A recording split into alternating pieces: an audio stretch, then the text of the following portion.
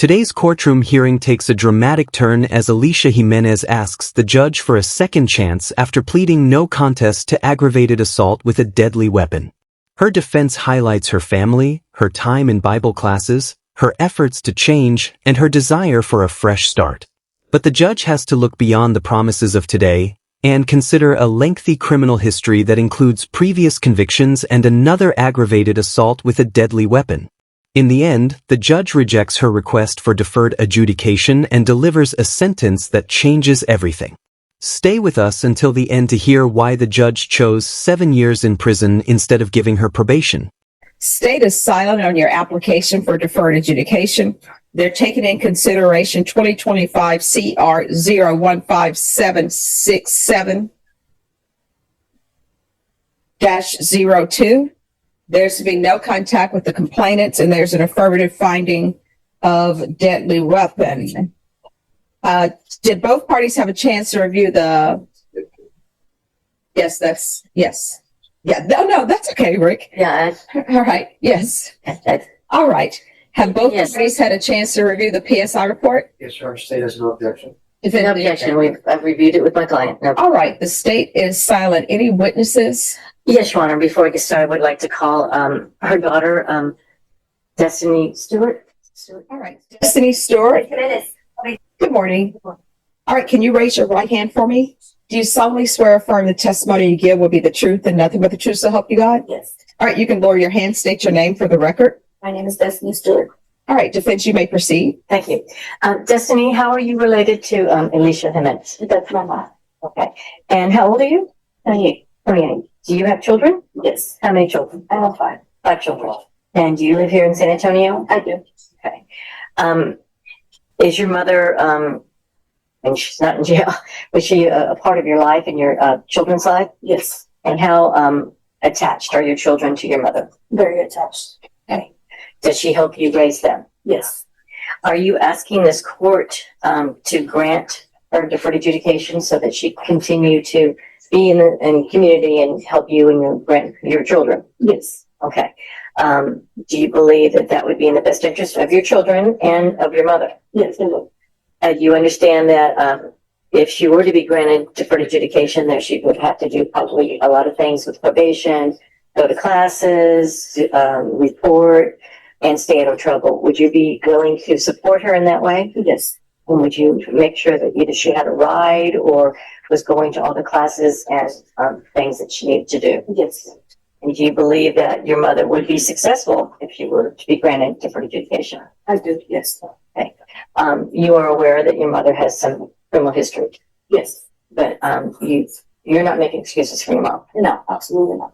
You're just asking this court to take a chance on her and give her a chance. Yes. Okay. That's all I have, Your Honor, of this witness. All right, any questions? Yeah. All right.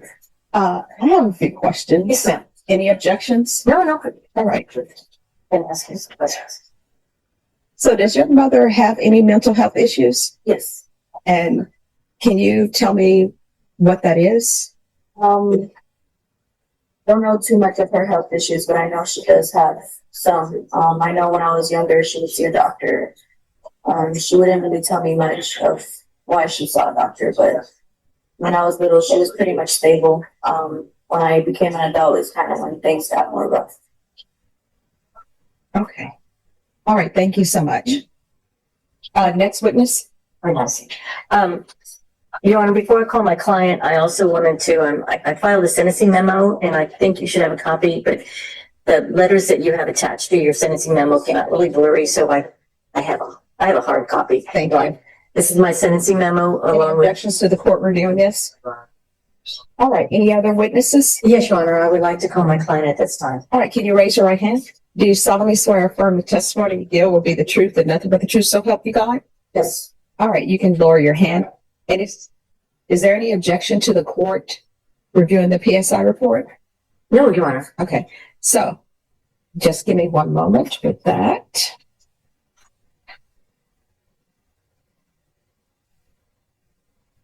All right.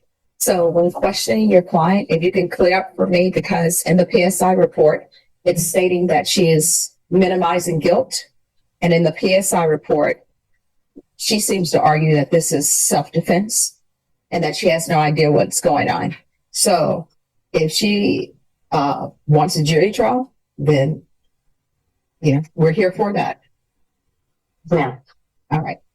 proceed. Yes.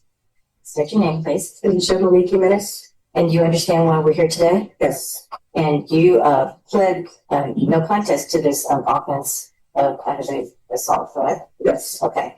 Now you understand what the judge was asking, and those are some things on the PSI that you and I discussed. And you tell the judge now today, do you accept responsibility for what happened? Yes, I do, Your Honor. And you understand the charges against you? Yes, I do. Are you asking for a jury trial? No, I'm not. Are you making excuses for what happened? No, I'm not. And you understand that there was a complaining witness, a victim in this case. Yes, I do. And that's why we're here. And we're asking this court to grant you deferred adjudication, and you're not making excuses for what happened. No, I'm not. With that, you and I'd like to continue with questions. All right. So she's not going to be alleging self-defense. No, you are. Okay. All right. You can proceed. Thank you. Thank you. Okay. Now, you and I have gone over this PSI, we've gone over the facts of the case, we've gone over the criminal history, correct? Yes. You acknowledge and own your history. You know what you've done and the things that in fact, you've been to prison for, right? Yes, I have. Okay. Knowing that, you were still asking this court to grant you deferred education and give you a second chance. Yes, sir. Your mother's here, correct? Yes. And your daughter's here. Your mother, she went to TDC level, correct? Correct. And in fact, when you were 14 is when your mother went to TDC and you ended up in foster care. Correct. Would you agree that that kind of started the spiral of problems that you have? Yes, that's true. Correct. Okay. But again, we're not here to make excuses. Right? Okay. Now, since you've been in custody here in Bear County, is it true that you've been involved in Bible classes? Yes. And would you agree that you've kind of awakened your spiritual side? Very much so. In fact, that letter from one of your fellow inmates, they recognize that you are doing much better and you're kind of a leader at the jail. Yes. And you are trying to be better and trying to have a better life and better life for your children, or your grandchildren, And my mother. and your mother. Yes. Okay. You wrote a letter to the judge. I sure did. And would you like to read that letter? Yes. Is Is that that okay with you? With your permission, Your Honor. Well, it's fine with me. However, the state will need to review it. Okay. And then once they review it, if they're fine with that, Okay. then I Thank you. will listen, of course.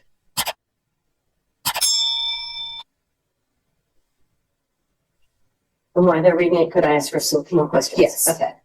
Now, We'll just. so, and I know you told probation and you tell the judge that you have some serious health problems.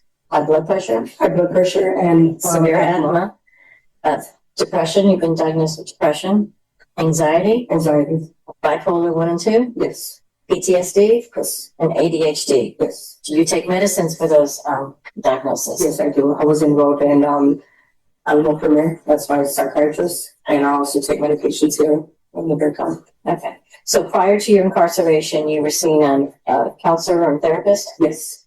And if you were to be continued or granted deferred adjudication, you would continue with that. And they would monitor your medications. Yes. And they would make sure that you're seeing, is it a psychiatrist you see? Psychiatrist and a counselor. And a at the same counselor. place. Okay.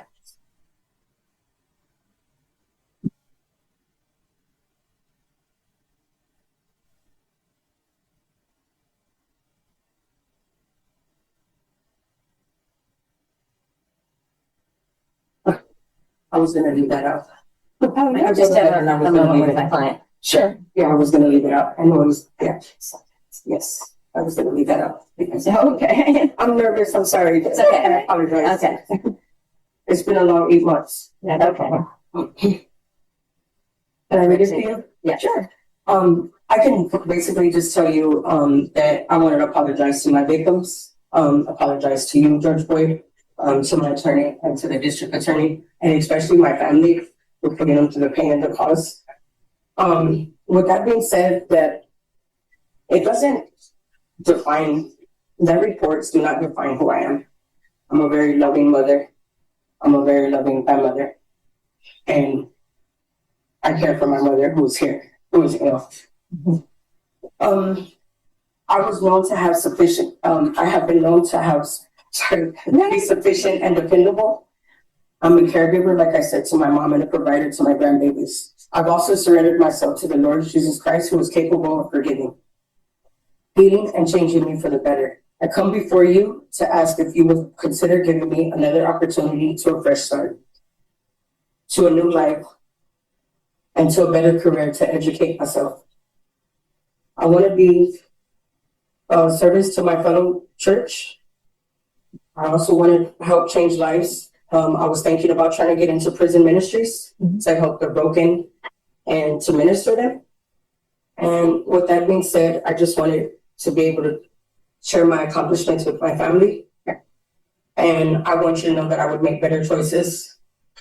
And thank you for your time. All right, thank you so much. Yes, ma'am. All right, any other questions? No, Your Honor, I believe she really said it all. We were just asking, on behalf of her and her family, for you to consider deferred adjudication. I know it's kind of thinking outside the box with her record, but I believe that she's come to hopefully a change in her life. And I think we would have a good choice in granting her deferred. And as I stated in my sentencing memo, if you were to give her deferred, you would still have a big, huge hammer over her head. And if she messes up, I explained this to her, she's looking at 20 years and you would have that over her. But I think, and I hope that you would consider deferred adjudication and that place her on 10 years deferred adjudication with all the bells and whistles that are needed. And I do believe that she'll be successful. All right. So, Ms. Jimenez, this is what I can tell you.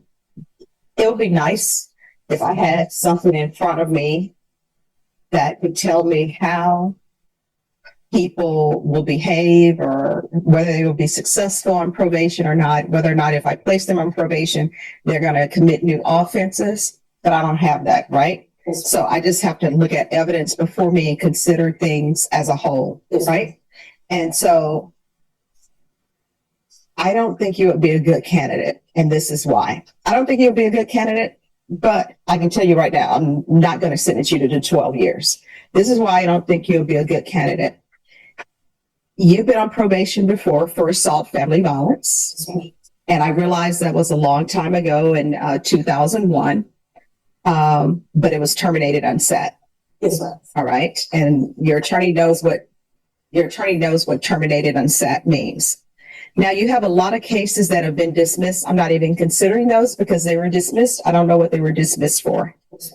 You have a criminal mischief from 2009. You did time. They gave you a judgment satisfied. Then you had another theft case from 2018. Judgment satisfied. A resisting transportation. That's the same time frame as the theft case, judgment satisfied. Then you had the abandoning of a child case. And with that, there was a motion to revoke file, and then they terminated your probation unsatisfactorily. Then the other cases where they say, oh, we dismissed it for a missing witness. I'm not considering that all because I don't have any facts for that. But then you had another aggravated assault with a deadly weapon. And for that one, you received 4 years in the prison. Yes, ma'am, I did. And that's from 2020. And now you're here on another aggravated assault with a deadly weapon. So that's why I don't think you're appropriate for deferred adjudication.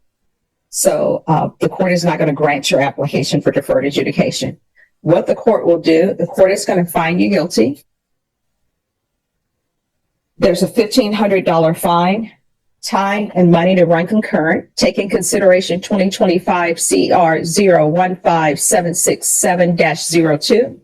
There's an affirmative finding of deadly weapon, affirmative finding of family violence. There's to be no contact with Ernesto Coronado or Luis Luvano. There's to be no unsupervised contact with minors, and the court will sentence you to 7 years in the prison. Did you review the document entitled Trial Court Certification of Defendant's Rights to Appeal with your attorney? Did you understand it and did you sign it? Yes, sir.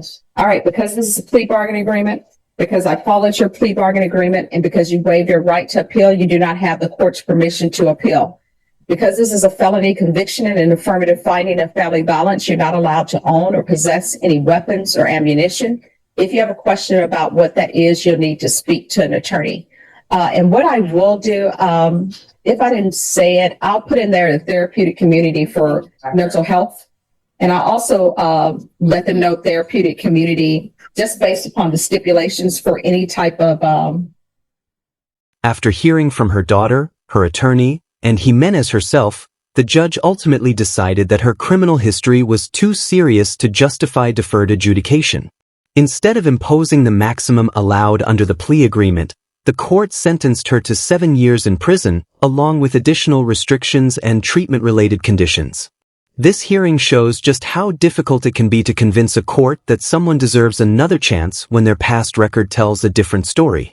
What do you think? Did the judge make the right decision? Or should Alicia Jimenez have been given an opportunity for probation?